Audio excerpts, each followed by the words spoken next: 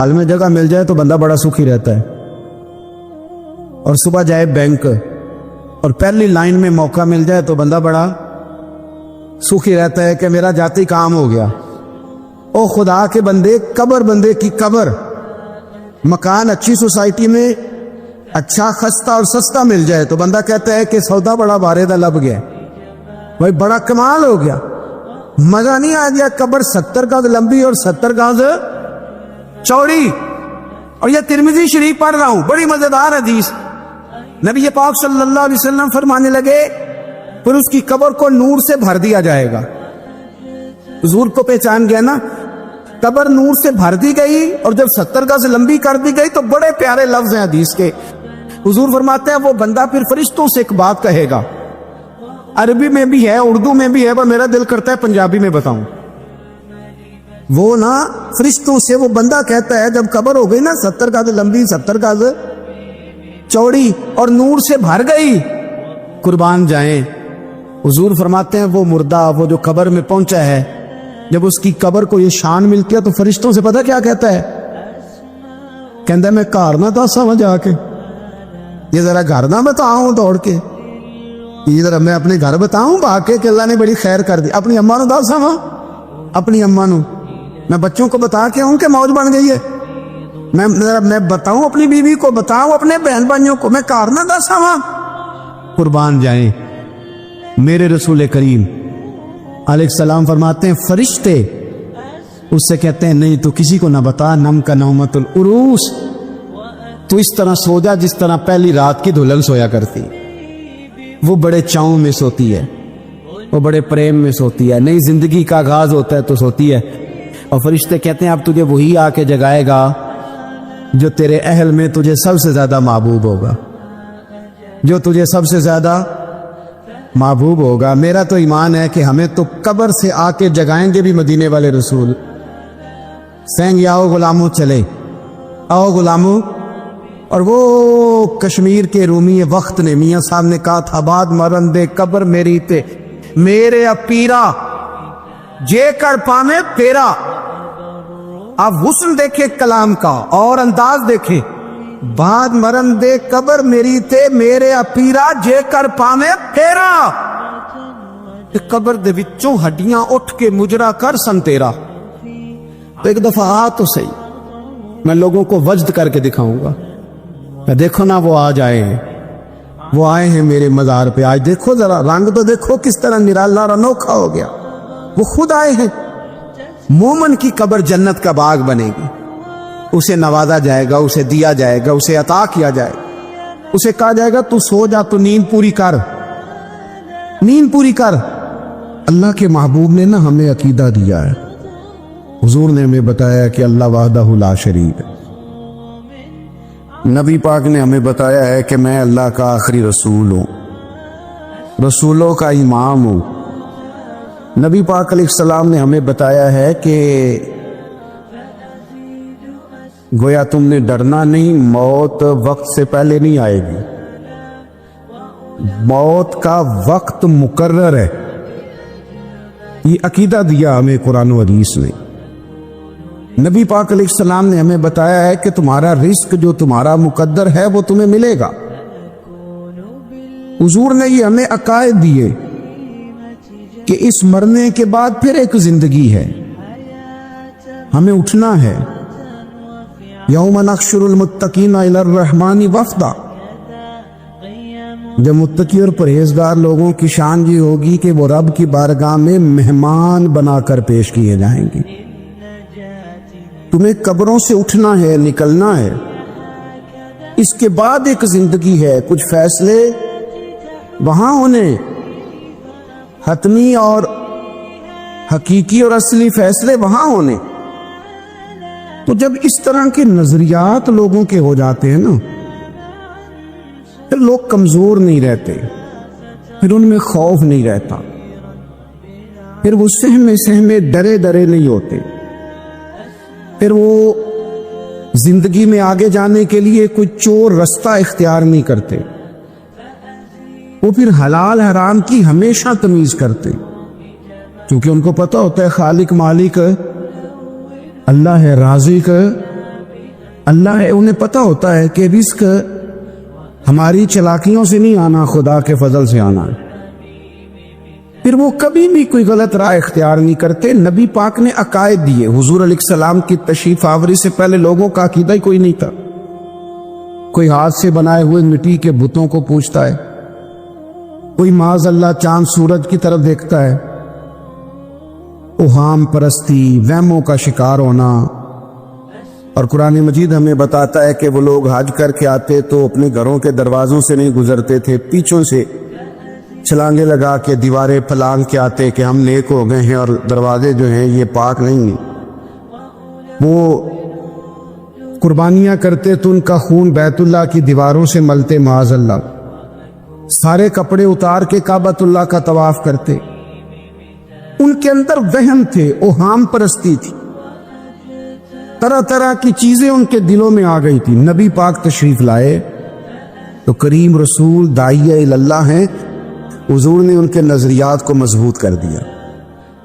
حضور نے انہیں پختگی عطا کر دی, طاقتور کر دیا ان کے ذہن کو. یہ حدیث آپ سب نے یاد رکھنی ہے, ذہن میں بٹھانی ہے. حضرت عبداللہ ابن عباس رضی اللہ تعالیٰ عنہ بیان فرماتے ہیں کہ نبی کریم علیہ السلام نے مجھ سے فرمایا کہ عبداللہ ساری دنیا مل کے تیرا کچھ بگاڑنا چاہے نہیں بگاڑ سکتی جب تک اللہ کی حکمت کا تقاضا نہ.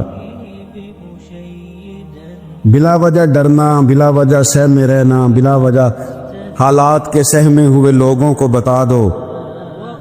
حالات بدل جاتے ہیں, ایک جیسے نہیں رہتے.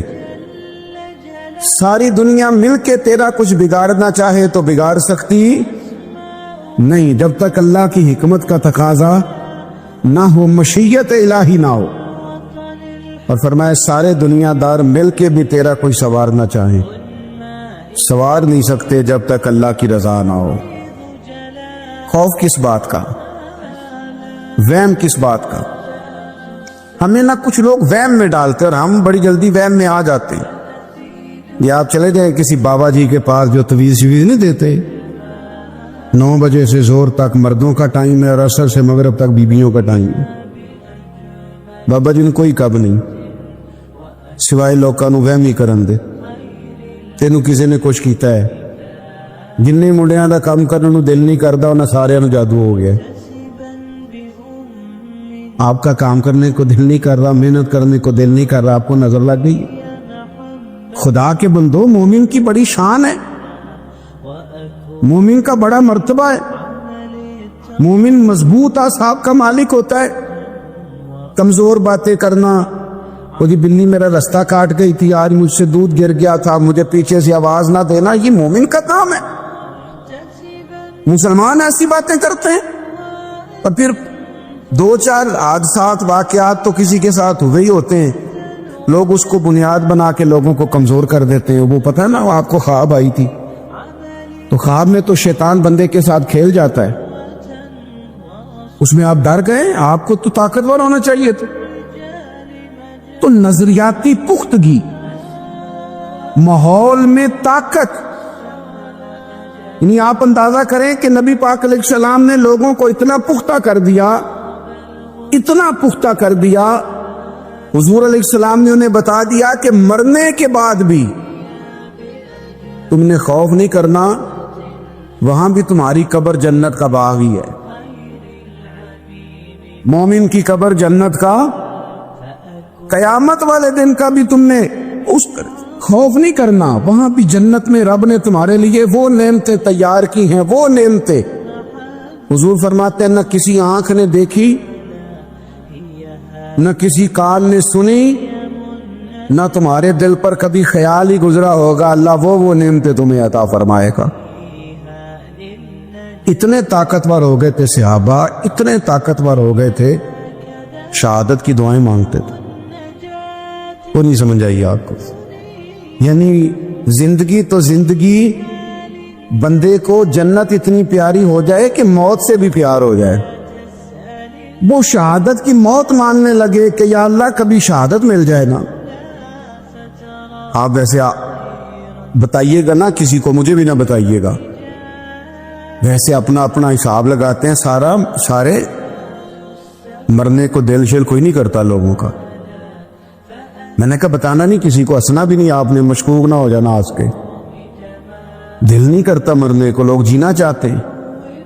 لیکن یہ میرے نبی کے دیے ہوئے عقیدے ہیں نا, حضور کے دیے ہوئے عقیدے ہیں نا, کہ ہر روز مسجد نبوی میں حضرت عمر دعا مانگتے تھے, اللہم ارزقنا شہادۃ فی سبیلک, یا اللہ کبھی تیرے رستے میں شہادت کی موت مل جائے نا, جان پاویں نہ جان میرے محبوبہ, میں لگیاں توڑ نہ بھیساں, راہ تیرے وچ رول کے مرساں, قدم نہ پیچھا ہٹے ساں, شہر تیرے دے ٹکڑے منگ ساں, تے تیرے کتیاں دے قدم چمے ساں, آزم جان امانت تیری, تو جدو منگ سے میں پیش کرے ساں,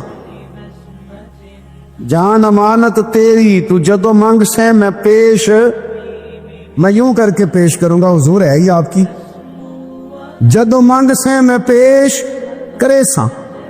میرے عزیز جنگ احد میں نا کفار نے ایک چلا, سنے اللہ جزاد, جنگ احد میں نا کافروں نے ایک سازش کی تھی مسلمانوں کے حوصلے پست کرنے کے لیے. بعض لوگ ایسی خبریں پھیلاتے مایوسی کی, یہ ہمارے ملک میں بھی لوگ کام کرتے ہیں, ان کے پاس کبھی آپ بیٹھیں تو ایسا لگتا ہے کہ پرسوں تک کی حالات ہیں, اس کے بعد ختم ہو جائے گا سارا کچھ. انہوں کو چنگی خبر لب دے کدی نہیں, جب بھی آپ کو ملے گی خوفناک خبریں ملے گی. تو کچھ لوگ مایوسیاں پھیلاتے ہیں, ان کی عادت ہوتی ہے, وہ خیر کی بات نہیں کرتے. تو کافروں نے بھی ایک سازش رچی احد میں, انہوں نے خبر پھیلا دی کہ معاذ اللہ حضور کو تو شہید کر دیا گیا. اب غلاموں کے لیے یہ خبر بڑی تکلیف کا باعث تھی, جنہاں دے دل بر جانی وچھڑن, کون روے پھر تھوڑا, اس سب روگاں دا روگ محمد جس دا نام وچھوڑا.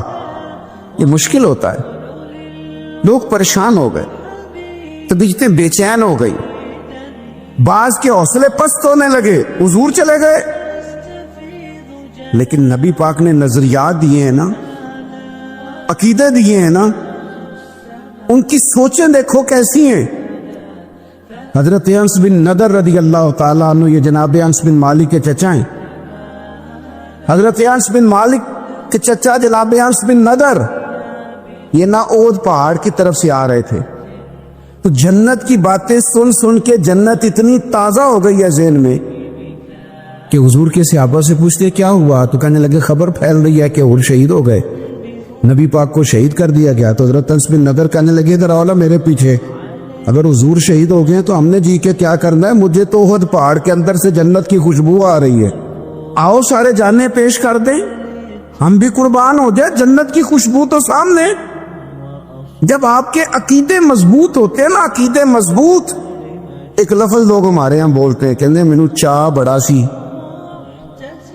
منڈے دی شادی سی تے مینوں, میرا خیال ہے تسی نہیں سنی گل کدی, کہندے نہیں نا تسی, مینوں فلانے بچے دی پوتے دی شادی سی تے مینوں چاہ جتنا مرضی بھی ہو, عقیدے ہی ہوتے ہیں, جتنا مرضی چاہ ہو, اگر ایمان مضبوط ہو تو لوگ شریعت نہیں بھول سکتے. ہن تسی ہلکے ہلکے ناراض ہوئے ہو, یہ تے دوجے پاسے ٹر پے نے. جتنا مرضی چاہ ہو, جتنی مرضی محبت ہو, عقیدہ ہو نا مضبوط, طاقتور ہو, شریعت نہیں بھولتی بندے کو. میں ویسے محفل میں آنے والے کو بھی دیندار سمجھتا ہوں, مسجد میں آنے والے کو بھی دیندار سمجھتا ہوں, عمرہ کرنے والے کو بھی میں دیندار سمجھتا ہوں, پر میری نظر میں اصل دیندار وہ ہے جس کے گھر میں شادی ہو تو پتہ چلتا ہے کتنا دیندار ہے. مینوں پتہ ہے تسی گھورنا ہے, مینوں گل ہی انج دی, شادی والے دن پتہ چلتا ہے کتنا دیندار ہے, بیٹے کی شادی پہ پھر پتہ چلتا ہے شریعت کا کتنا خیال کرتا ہے. اب پتہ چلے گا عقیدہ کتنا مضبوط ہے. کچھ ٹائم ایسے ہوتے ہیں کہ جب بندے کو ہوش نہیں رہتی. ایک صحابیاں ہیں, سیاستہ میں حدیث موجود ہے, ان کا نام ہے حضرت ام خلاد رضی اللہ تعالی عنہ. ان کے بیٹے شہید ہو گئے تھے. تو مجھے بتائیے کہ کسی ماں کا بیٹا ہی چلا جائے تو اس کی کیا کیفیت ہوتی ہے؟ ہوش سلامت رہتا ہے؟ بچے کو تو بخار ہو تو ماں باپ ساری رات سو نہیں پاتے، ساری رات نہیں نیند آتی. حالانکہ بخار ہے، چھوٹا سا معمولی سا اتر جائے گا، لیکن وہ ہائے ہائے کرے تو نیند نہیں آتی. اور بیٹا چلا ہی جائے، شہید ہی ہو جائے. تو جناب ام خلاد رضی اللہ تعالیٰ عنہ کا بیٹا شہید ہو گیا تو وہ نہ معلومات کرنے آئیں کہ واقعی میرا بیٹا شہید ہو گیا، تصدیق کرنے آئیں. جس وقت وہ تصدیق کرنے آئی ہیں، پتہ کرنے آئی ہیں کہ میرا بیٹا شہید ہو گیا ہے، تو انہوں نے بہترین کر کے اپنا جسم پردے سے چھپایا ہوا ہے، نقاب اوڑا ہوا ہے، پورے طور پر وہ با پردہ ہیں. آئی ہیں، تھوڑا سا پیچھے کھڑے ہو کے پوچھتی ہیں، مجھے پتہ چلا ہے میرا لال شہید ہو گیا ہے. انہیں خبر دی گئی کہ ہاں آپ کا بیٹا بھی شہید ہو گیا ہے. ان سے ایک شخص نے سوال کیا، کہا اس حال میں بھی آپ کا پردہ قائم ہے؟ تو ہوش ہی نہیں رہتا نقاب کرنے کا، پردہ کرنے کا، برقع پہننے کا. یعنی بیٹا چلا گیا. اللہ کرے آپ کو سمجھ آئے میں کیا کہہ رہا ہوں. عقیدے ہو مضبوط، نظریات ہو تازہ، تو انسانوں کا مزاج اس طرح کا بن جاتا ہے. ان سے کہا جناب اس حال میں بھی آپ اتنی باپردہ ہیں؟ تو جناب ام خلاد اس وقت کے جب ابھی انہیں خبر ملی ہے کہ آپ کا بیٹا شہید ہو گیا، دکھ تازہ ہے، زخم ہرا بھرا ہے، لیکن اسی وقت بڑے دھیمے لہجے میں پوچھنے والے سے فرمانے لگی، اور میرا بیٹا گیا ہے، میری حیا تو نہیں نہ گئی. ہم نے دین رسول کائنات سے لیا ہے، ہمیں عقیدے نبی پاک نے دیے. بیٹا گیا ہے، میری حیا تو قائم ہے نا. او بھائی کوئی بھی وقت ہو، کیسا بھی وقت ہو، جو نظریاتی لوگ تھے انہوں نے نظریے پر کبھی سودا، ان کا نظریہ طاقتور رہا، ذہن ان کا مضبوط رہا. ہمارا یہ مسئلہ ہے کہ ہم نظریاتی نہیں ہوتے، پریشر ہی تھوڑا سا برداشت نہیں کرتے. برادری آ گئی، قبیلہ آ گیا، میرے بچے نہیں مان رہے، فلانے نے یہ کہہ دیا، چند منٹ لگتے. حضور نے نظریاتی کیا، زندگی نظریاتی گزاریں.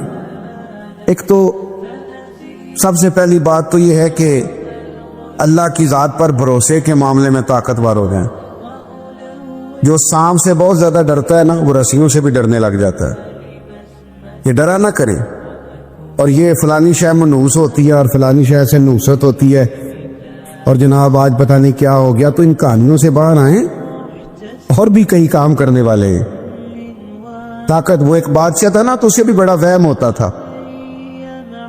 وہ شکار کرنے جاتا تھا تو کہتا تھا کوئی بندہ میرے متھے لگ جائے تو میرا شکار نہیں ٹھیک ہوتا.